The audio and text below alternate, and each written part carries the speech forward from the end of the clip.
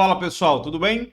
Olha, hoje a gente vai estudar o tecido sanguíneo, tá? E ele é muito importante para que você entenda não só essa primeira parte de histologia, mas entenda também a fisiologia humana quando a gente chegar lá em sistema circulatório. Então tem muitas coisas importantes nessa aula. Eu considero particularmente uma das mais importantes, seja lá qual for o vestibular que você vai fazer, porque é um conteúdo realmente muito relevante, tá bom? Então vamos fazer aqui a transição para a nossa tela e você está vendo aqui agora o seguinte. Primeiramente, o sangue, tá? Ele é composto por um líquido amarelado que é o plasma, porém também você vai encontrar lá os chamados elementos figurados, que são essas célulazinhas que você está vendo aqui. E quando eu falo célulazinha, a gente acaba chamando de elemento figurado por quê? Porque a gente vai ver que essa daqui, tá, que são as plaquetas, esse grupo de plaquetas, não vão formar células de verdade. Nós temos aí as hemácias, né? Nós temos as plaquetas e todo esse grupo aqui, que não vai faltar oportunidade nessa aula para especificar cada um deles, correspondem aos glóbulos brancos, tá? As nossas células de defesa. Então a gente vai chamar imediatamente de elementos figurados.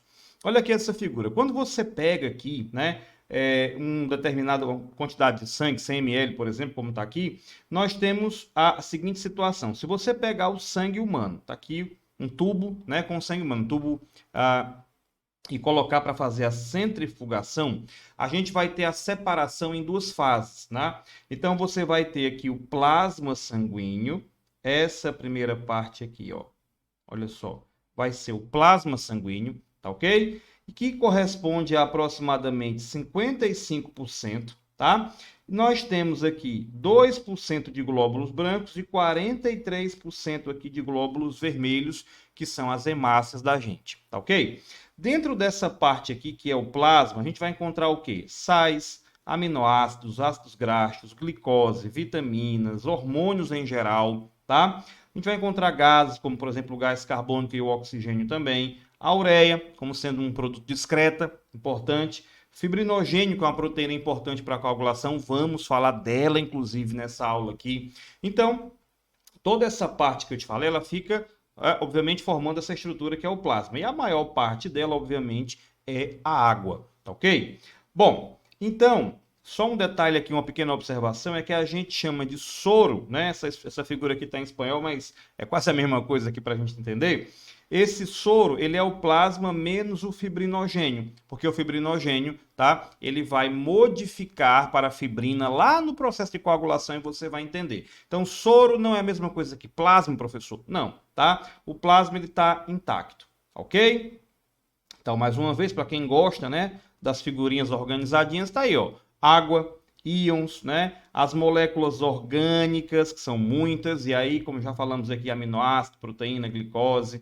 Quando a gente fala de proteína, gente, tem vários exemplos aqui a ser dado. Por exemplo, as albuminas, que são responsáveis também, que auxiliam no controle da pressão sanguínea, tá? As globulinas, as imunoglobulinas, os anticorpos, professor, estão presentes aí no plasma da gente? Sim, estão.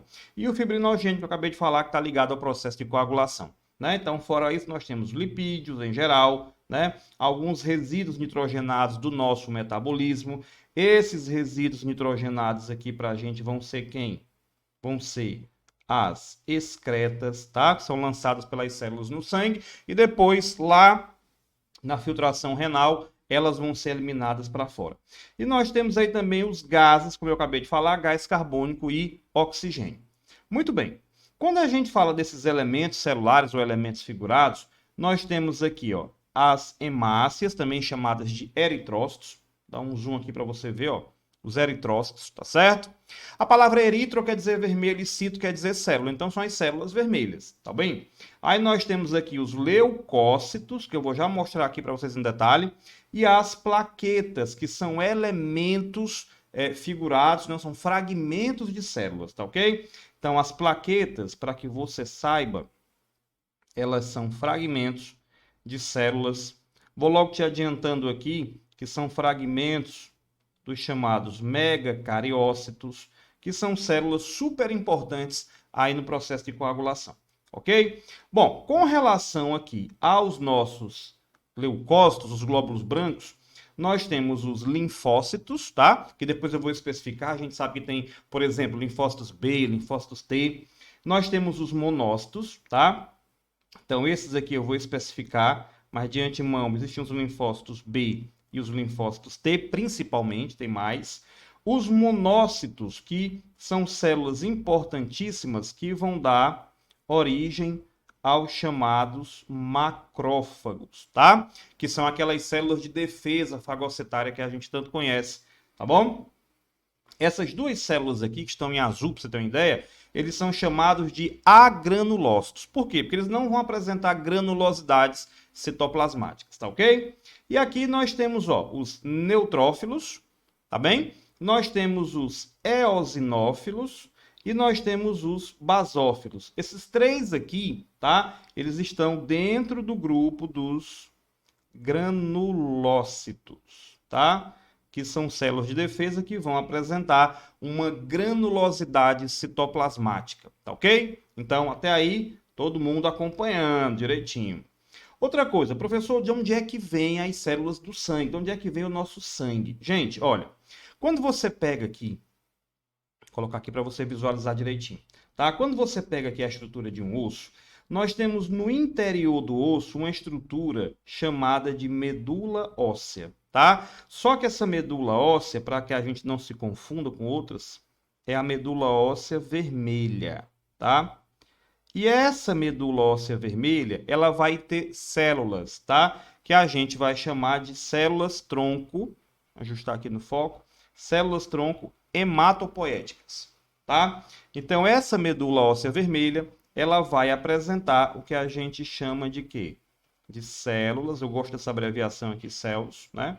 Células tronco, o que significa dizer que elas têm um grande poder de formar outras células, tá?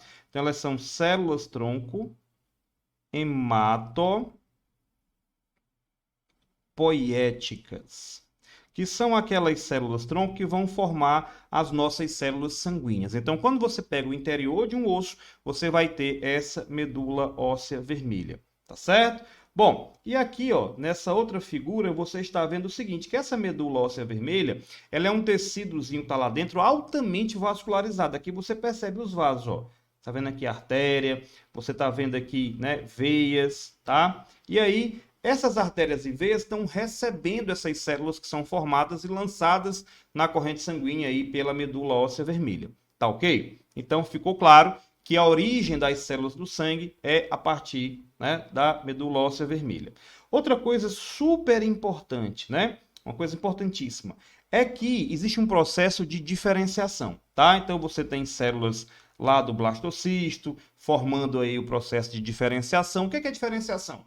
É quando uma célula embrionária passa a ser uma célula adulta, se transforma numa célula adulta. Ela perde a capacidade de formar outras células, tá? E vai formar apenas as células de um determinado tecido. Bom, então essas células tronco hematopoéticas vão passar pelo processo de diferenciação e vão formar duas linhagens de células, tá? Que a gente vai chamar de linhagem mieloide e linhagem linfóide, tá? Sendo que essa linhagem linfóide, olha como é fácil, né? Linhagem linfóide vai formar o quê? Linfócitos B e linfócitos T, né? Então, linfóide e linfócitos, tá ok? E as células da linhagem mieloide vai formar o quê? As hemácias, como você está vendo aqui, vai formar as plaquetas, como você está vendo aqui, e vai formar os glóbulos brancos, os outros que não são os linfócitos. Então, basófilo aqui, eosinófilo aqui, neutrófilo aqui e os monócitos aqui também. Tranquilo? Então, isso pode cair numa prova também. Qual é a linhagem mieloide, qual é a linhagem linfóide? E agora você já sabe. Vamos falar um pouquinho sobre as hemácias. Vamos começar por elas, tá? Essas hemácias, gente, quando elas são jovens, elas têm núcleo. Ah, professor, mas a hemácia não tem núcleo. Sim, a hemácia adulta, de fato, não tem núcleo, tá certo? E nós temos aqui organelas, como, por exemplo, aqui as mitocôndrias. Essa célula com bastante organelas e com núcleo é a célula jovem, é a hemácia bebezinha, jovenzinha, tá? Então, a gente vai chamar essa célula de quê? De eritroblasto. Tá? Eritroblasto, que você escuta muito esse nome lá na genética, no processo de eritroblastose fetal. Tá ok? Então aí você vai ter o eritroblasto. Só que o núcleo dessa célula, ele é expulso, tá? Essa célula, ela expulsa o núcleo dela.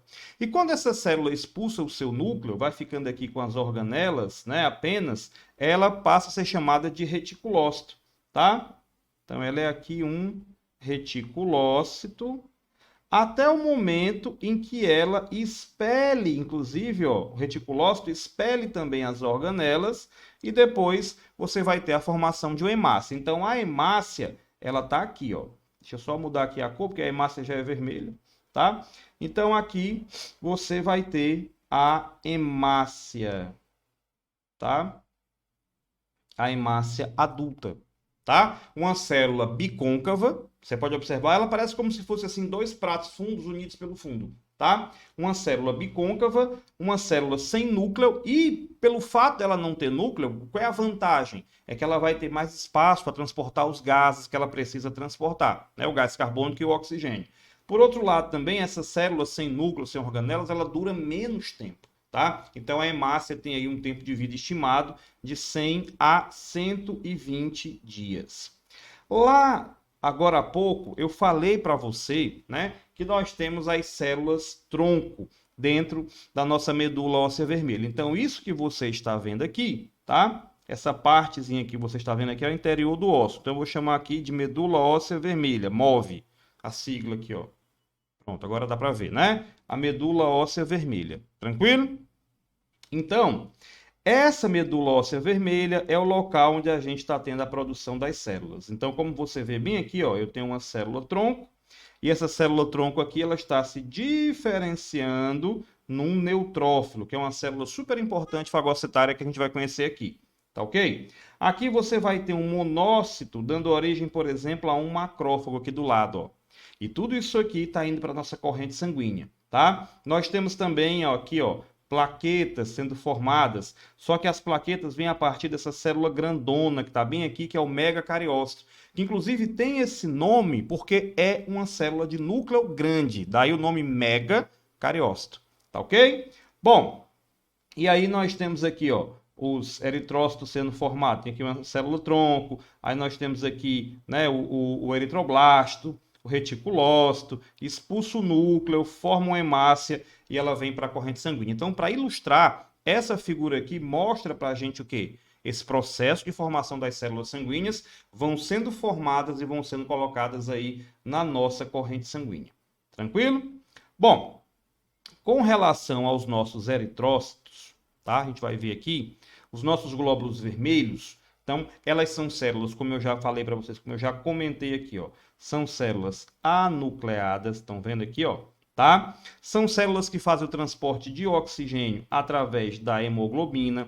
Então, vai ter esse pigmento hemoglobina dentro das hemácias, ele é fundamental para se ligar ao oxigênio e fazer esse transporte, tá? Como a gente já comentou aqui, ó, são produzidas no interior dos nossos ossos, na medula óssea vermelha, tá? Nos homens, nós temos um percentual maior. Ah, eu preciso saber a quantidade? Não.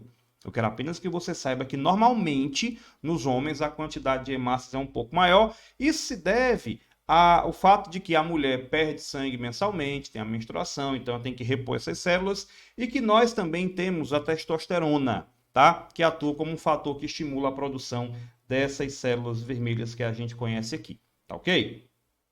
Bom, as hemácias, se você pegar uma hemácia e for observar ela de frente, ela é assim, ó, tá? Você dá a ideia de que você está olhando para um prato fundo, tá? E aqui ela está no meio isotônico, normal. Essa hemácia aqui está normalzinha, normal, tá bom? Não está ganhando nem perdendo muita água, tá tranquilo.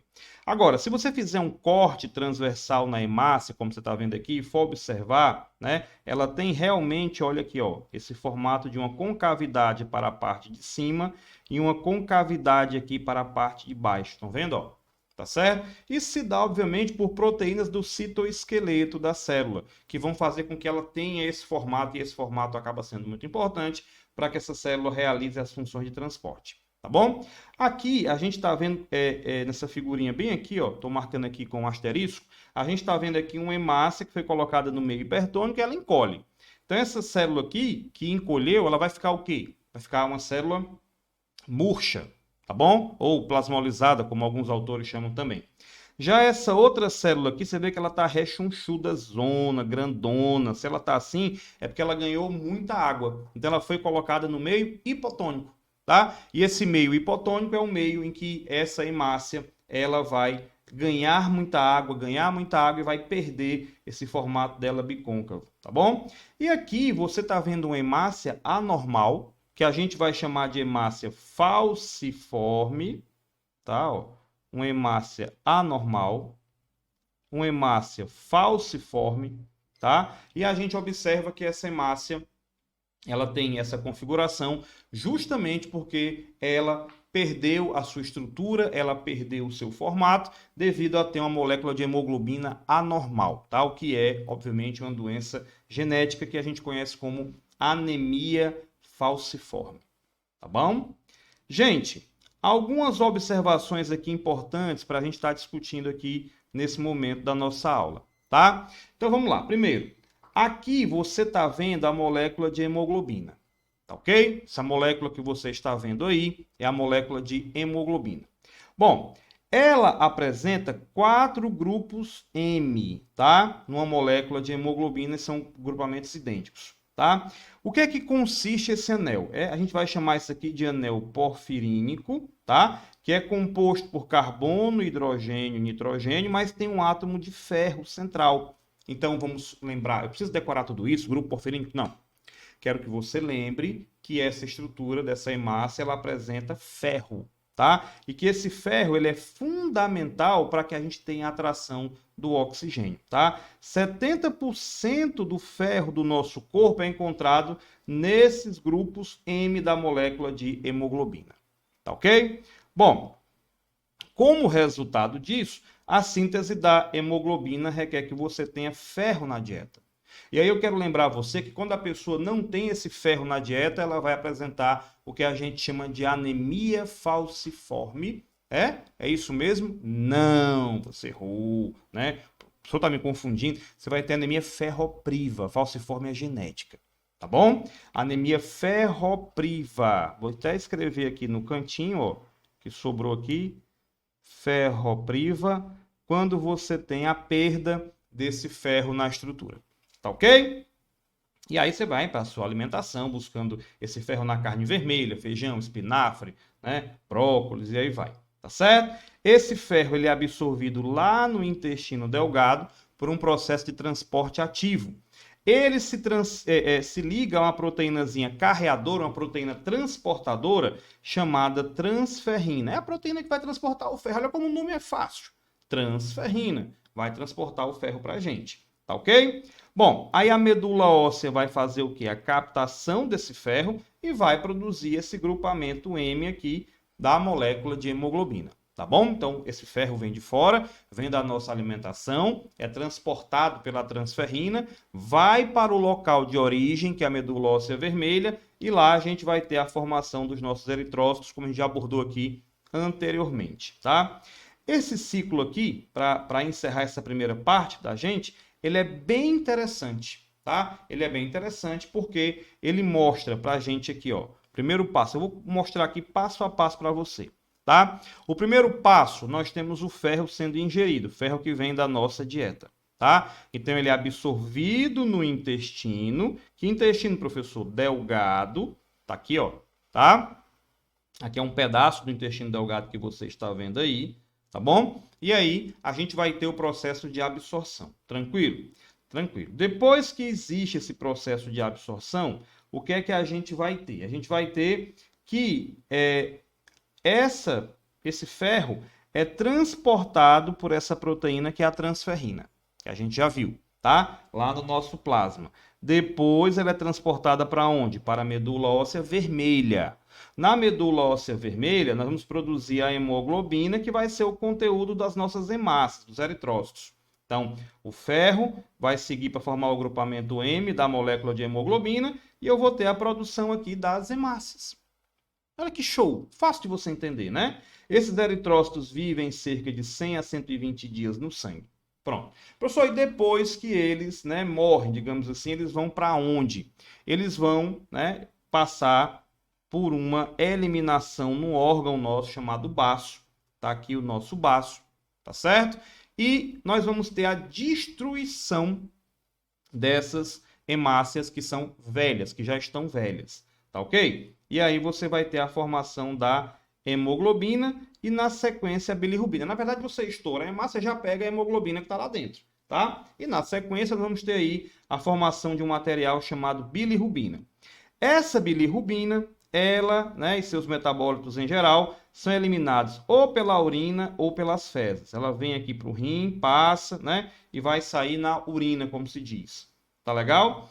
E o que é que vai acontecer? O fígado metaboliza parte dessa bilirrubina, também vem para ele, e ele vai produzir a bile a partir disso, que é utilizada na digestão. Ah, professor, ela é enzima, né? Não, a bile não contém enzimas, mas é fundamental para o processo de quebra e digestão das gorduras, né? Aí essa bile, como ela está presente no seu intestino, ela faz o seu papel e depois ela é eliminada nas fezes, tá? Professor, e esse ferro? Porque na hora que a gente quebra a molécula de hemoglobina, também eu vou ter ferro excedente, né?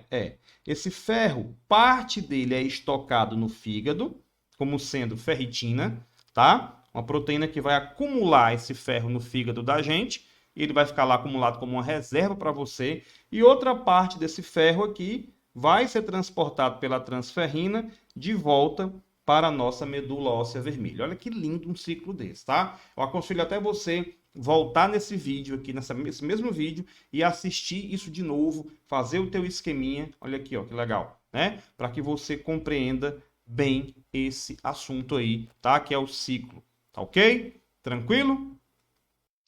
Outra coisa muito importante também que eu quero abordar com você aqui são as diferentes formas de anemia, tá? Os diferentes tipos de anemia, mas inicialmente o que é essa anemia? Gente, é a redução do número de hemácias ou a redução da hemoglobina no interior da hemácia, tá ok? Então a gente vai fazer aqui a nossa transição para a telinha e olha só. Quando você tem a seguinte situação, olha, a redução do número de glóbulos vermelhos no sangue, isso vai caracterizar uma coisa que a gente vai chamar de eritropenia, né? Que é a redução da quantidade de hemácias no nosso sangue, tá ok? Bom, e aí nós temos também uma queda aqui, ó, na concentração de hemoglobina. Tá? Então, quando você tem ou a redução do número de hemácias ou a redução da concentração de hemoglobina, a gente vai estar diante de um caso de anemia, tá certo? E essa anemia, ela pode gerar de cara na pessoa um cansaço, uma deficiência respiratória, uma fadiga, o cara fica cansado, né? Ai, meu Deus, eu tô morrendo. Então, pode advir de diversas causas, tá? Por exemplo, pode ser uma anemia do tipo carencial, né? O que é uma anemia do tipo carencial? É aquela anemia que surge pela deficiência de alguma coisa na dieta, tá? Então pode ser a anemia ferropriva, a falta do ferro, a redução da quantidade de ferro, pode ser também a redução da vitamina B12 e também de ácido fólico, a vitamina B9, tá? Lembrando, ferropriva, a falta do ferro. Quando você tem aí a redução da vitamina B12, você vai ter o quê? A anemia perniciosa, tá certo? Ou então você pode ter também a falta do ácido fólico, a anemia megaloblástica, tá ok? É quando você deixa de comer esses alimentos que são ricos em vitamina B12, por exemplo. Mas nós temos também as chamadas anemias expoliativas, tá? Que a expoliativa vem da perda de sangue, tá? E você pode perder sangue por algumas razões. Pode ser uma doença parasitária, por exemplo, como a amebíase, né, o amarelão, ou pode ser também algum tipo de lesão na mucosa gástrica. Você pode ter a úlcera, pode ter a gastrite. Então, tudo isso daqui vai levar a pessoa a isso aqui, ó, a perda de sangue, tá? Seja por conta de um parasita ou por conta de uma lesão aí na parede do nosso estômago também, tá ok? Bom, existem também as chamadas anemias hereditárias, que são aquelas de base genética. Então, nós temos, por exemplo, a talassemia, né, a anemia do Mediterrâneo, onde você tem um desequilíbrio na produção das cadeias da molécula de hemoglobina, tá? E aí você vai ter moléculas anormais sendo formadas. tá ok? Moléculas anormais sendo formadas em detrimento das moléculas normais. A anemia falciforme também resulta de quê? Da substituição de um aminoácido. Você tem a mudança desse ácido glutâmico por uma molécula de valina. Perdão, por um aminoácido valina, tá? Então, quando esses aminoácidos são trocados, automaticamente nós vamos ter o quê? Nós vamos ter aí uma hemácia anormal, aquela hemáciazinha. Deixa eu pegar aqui ó, para você ver aqui o desenho. Você tem aqui uma hemácia normal, aquela hemácia bicôncava, e você passa a ter uma hemácia com formato assim anormal, tá? Então essa hemácia aqui é a hemácia sinclêmica, tá? Da sinclemia ou anemia falciforme, que são facilmente destruídas, essas hemácias aqui, tá ok? E existem também as chamadas anemias aplásticas ou aplásicas também, que advém de doenças que vão comprometer a medula óssea vermelha, como, por exemplo, a leucemia. E uma vez que a medula óssea vermelha é comprometida, a gente já viu que vai ter uma redução na produção das células normais do sangue, e inclusive aqui a nossa hemácia, tá ok? Bom, uma outra coisa interessante da gente avaliar também é que nós podemos ter a chamada eritrocitose, que é o aumento da quantidade de eritrócitos, aumento da quantidade de hemácias. Você vai ter mais hemácias. Olha aqui, ó. Você vai ter mais hemácias que o comum, que o normal. Isso acontece, por exemplo, naquelas pessoas que vivem nessa região aqui, por exemplo, de La Paz, na Bolívia, né? De 3.200, deixa eu sair aqui do meio, ó. De 3.200 até 4.100 metros de altitude. Olha aí, ó. La Paz, vive aí, tá? La Paz, a pessoa tem essa altitude grandona aqui que eu estou te falando. E aí, o ar, nessa região de muita altitude, é um ar rarefeito. Então, a pessoa começa a ter o sangue mais ácido, e isso faz com que a pessoa venha produzir hormônios, tá? Um deles é a EPO, ou eritropoietina, e essa EPO vai até a medula óssea vermelha, olha, a EPO vai até o MOV, cheio de sigla, né? E vai aumentar a produção de hemácias, como você está vendo aqui, que é uma adaptação, tá? Não é ruim isso aí, não. Isso aí é bom, é uma adaptação que a pessoa vai ter a um ambiente onde o ar vai ser mais rarefeito, tá ok? Muito bem, muito bem. E agora vamos continuar falando aqui das células, só que a gente vai falar sobre os glóbulos brancos. Primeira coisa que eu quero chamar a atenção de vocês, gente, é que os glóbulos brancos são chamados de leucócitos. Então, leucócito não é uma célula, tá? Quando você utiliza a palavra leucócitos, eu estou falando de células brancas. São as células de defesa, são os glóbulos brancos da gente, tá ok? E eles vão atuar na nossa defesa. A defesa combatendo, seja lá, o vírus, combatendo bactérias e outros agentes infecciosos quaisquer que possam estar presentes no nosso sangue, tá? Bom, eles variam de 5 a 6 vezes 10 a terceira milímetro cúbico de sangue, tá? Por milímetro cúbico de sangue. Ou seja, eles têm uma variação do número normal. Cada célula dessa aqui, dessas 5 que a gente está vendo aqui agora, ela vai ter um tipo de ação diferente, tá? E também uma concentração no sangue diferente, tá? Quando a pessoa tem o que a gente chama de leucocitose, é porque ela também tem um aumento da quantidade de leucócitos no sangue, o que pode acontecer derivado, por exemplo, de uma infecção na pessoa, tá ok? Bom, e quando você tem a redução, é chamado de leucopenia, tá? Leucocitose, leucopenia, tá bom? Então, quais são as células de defesa? Quais são os glóbulos brancos que nós temos? Nós temos aqui, ó, os linfócitos, nós temos aqui os monócitos, nós temos também os chamados eosinófilos, basófilos e neutrófilos. Professor, mas eu estou vendo que aí é como se houvesse uma separação, né?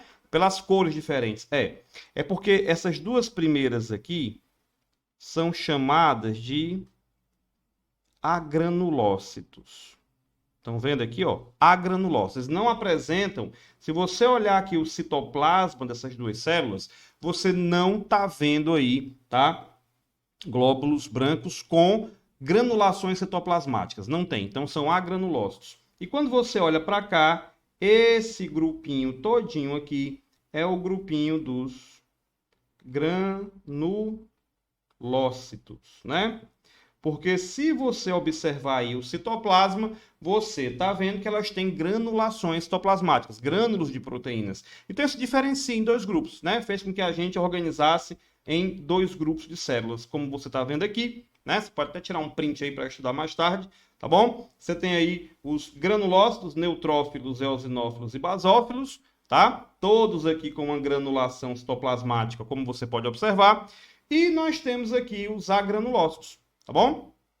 Aonde você vê aqui, ó, linfócitos e monócitos. Tá, beleza. Mas agora eu quero saber qual é a função deles. Então, vamos lá. Primeira coisa, vamos começar aqui pelos nossos neutrófilos, né? Neutrófilos, que a gente vai chamar de células kamikaze, né? Aliás, no Japão, até se usa um K aqui no lugar do C, né? Kamikaze. Lembra aquele termo que surgiu lá com os pilotos de avião, que acabava a munição, se jogava em cima do alvo? Pois muito bem. Esses neutrófilos aí, eles vão representar de 45% a 75% dos nossos leucócitos, tá certo? Eles apresentam um núcleozinho, normalmente trilobulado, como você está vendo aqui, ó. Você tem aqui uma parte, segunda parte e terceira parte aqui normalmente, tá certo? Tem uma função fagocitária. Então, quando você está tendo uma infecção, eles deixam o interior dos vasos sanguíneos e vão lá para a região que está tendo a infecção para fagocitar aqueles indivíduos. Então, o indivíduo aqui, ó, você tem aqui uma célula estranha, daqui a pouco ela vai entrar aqui, ela vai ser fagocitada e vai ser digerida e eliminada, ok?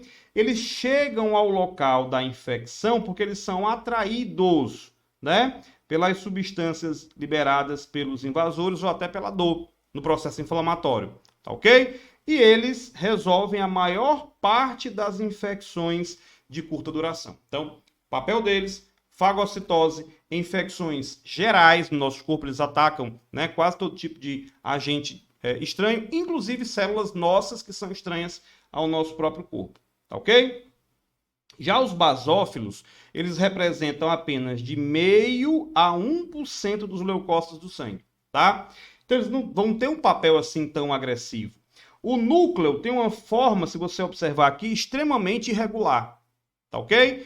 E o papel dele está ligado diretamente a isso daqui, ó. O papel dele está ligado diretamente ao processo das inflamações e respostas alérgicas. Por quê? Porque tanto nas inflamações como nas respostas alérgicas, eles vão liberar a histamina, principalmente a histamina, que vai fazer uma vasodilatação, tá? Então, entenda.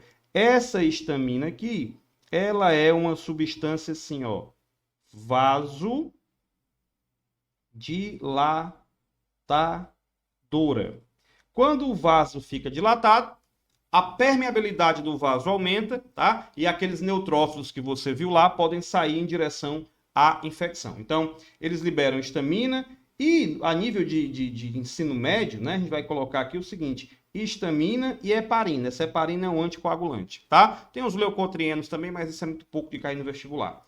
Bom, então na presença dos invasores, né, nós temos a liberação dessas substâncias que eu falei, e aí você vai ter o ataque dos neutrófilos, tá bom? Lembrem que isso aqui, né, se assemelha muito a uma célulazinha que nós conhecemos, que são os mastócitos, lá do nosso TCPD, tecido conjuntivo propriamente dito. Bom, agora nós temos aí os eosinófilos, tá? Eles têm uma granulação citoplasmática muito grande, como você percebe aqui, ó, tá? Uma grande granulação citoplasmática. Eles apresentam o retículo endoplasmático, mitocôndrias e complexo de Golgi pouco desenvolvidos, tá? Isso é uma curiosidade sobre ele. Promovem a defesa contra parasitas em geral, como, por exemplo, o Schistosoma mansoni, o Trypanosoma cruzi, agem em caso de amebíase também, etc., né? E especialmente dessas infecções por parasitas. A quantidade é de 240, né, deles por milímetro cúbico de sangue. Muito pequenininho a quantidade dele. E tem uma observação aqui muito importante, tá? Muitas pessoas usam os corticoides, né, os chamados corticosteroides, para quê? Para justamente eles fazerem um processo de redução da inflamação. Só que quando a pessoa tem a ação do corticoide, ao mesmo tempo que ele reduz a inflamação, ele também pode reduzir a atividade imunitária. Então, quem faz o uso de corticoides durante muito tempo tem a famosa chamada imunossupressão ou imunodepressão. Tá ok? Muito bem. Então vamos voltar para cá. Olha só. Nós temos aqui os monócitos, e esse aqui é facílimo de você entender. Eles trabalham com fagocitose, né, professor? Mas não é diretamente o monócito. É porque, na verdade, os monócitos dão origem a quem? Aos macrófagos, tá? E esses macrófagos, eles vão ficar nos tecidos de maneira geral, fazem parte também do chamado TCPD e também tem uma função fagocitária bem geral, tá? Aí você vai ter cerca de 480 por milímetro cúbico de sangue, tá ok? E os famosos linfócitos, tá bom? Aí a gente vai ter uma aula, gente, só sobre o sistema imune. Então, por enquanto, eu quero só te dizer quais são as células e o que é que elas fazem, e a gente vai ver o mecanismo de ação mais completão lá no sistema imune, tá? Mas, de antemão, nós temos os linfócitos aqui, né? Tem um núcleo muito condensado, muito denso. Nós temos cerca de 2.400, né, linfócitos por milímetro cúbico de sangue, como você está vendo aí. Tranquilo? Nós temos os chamados linfócitos T. Aí nós temos os T auxiliares, que orientam os linfócitos B na produção de anticorpos. São células que a gente pode dizer que são centrais no processo de defesa, tá? Inclusive o HIV ataca justamente essa célula. O HIV ataca esses linfócitos T auxiliares, espera aí que eu passei aqui a linha um pouquinho, eles vão atacar esses linfócitos T auxiliares e a pessoa fica sem defesa no corpo, e sem defesa ela vai ficar infectada com qualquer tipo de infecção, tá? Nós temos os linfócitos T supressores. Esses T supressores são aqueles, né, que vão ser responsáveis por parar a produção de anticorpos quando tiver demais, é uma espécie de mecanismo de regulação do nosso corpo. E nós temos os linfócitos T citotóxicos, tá ok?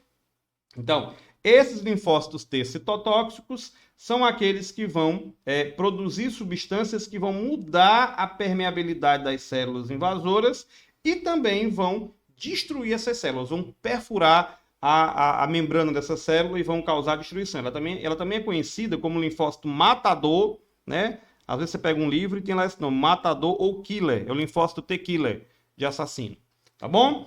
E os linfócitos B são aqueles que dão origem aos plasmócitos e, consequentemente, vão dar origem também aos chamados anticorpos. Então, o papel dele é a produção dos nossos anticorpos específicos, tá ok? Muito bem, muito interessante aí, tá? E vamos lembrar aqui o seguinte, ó, esses monócitos que eu falei, tá? Eles podem atravessar por diapedese, aquele movimento dos vasos sanguíneos, né? De dentro para fora dos vasos sanguíneos, e dar origem aos diferentes tipos de macrófagos que a gente conhece. Isso é só mais uma curiosidade. Então, o monócito, ele antes de formar o macrófago, ele primeiramente sai de dentro do vaso e vai para um tecido específico. E aí ele pode formar vários macrófagos. Por exemplo, as células de Kupffer no fígado, é um macrófago do fígado, né? A micróglia no tecido nervoso, tá certo? As células de Langerhans na pele e etc. Nós temos outros macrófagos aí espalhados pelo nosso corpo também, tá ok? Então, e uma coisa que eu preciso lembrar a vocês também nesse processo todo, que vai que cai alguma questão também, é importante você saber. Nós temos aqui a chamada CTH, célula tronco hematopoética. Essa figura aqui eu achei muito bonitinha, mas ela está em espanhol. Aí ele chama de célula madre sanguínea, né? Ou célula mãe, pode chamar, mas ela é a célula que é uma célula tronco hematopoética. E ela dá origem a duas linhagens de célula. A linhagem mieloide e a linhagem linfóide. Olha como isso aqui é fácil. A linhagem linfóide dá origem ao linfoblasto, que dá origem a todos os linfócitos, B, T e o linfócito, né, natural killer também. Tá certo? Então, todos os linfócitos vêm a partir desse linfoblasto, que vem dessa linhagem linfóide. Tá ok? E aqui nós temos que a célula mieloide, da linhagem mieloide, ela vai formar quem? Os mieloblastos, né? E vão dar origem a eosinófilos, basófilos, neutrófilos. Nós temos também a origem, a partir dessas células mãe, da parte mieloide, aos glóbulos vermelhos e às plaquetas. Essas plaquetas não são células, são fragmentos de células, tá ok? Mas plaquetas e o processo de coagulação a gente vai ver no próximo vídeo, senão essa aula vai ficar extremamente longa aí para você, tá? Então, eu aguardo você na nossa próxima aula, tá bom? Grande abraço, hein?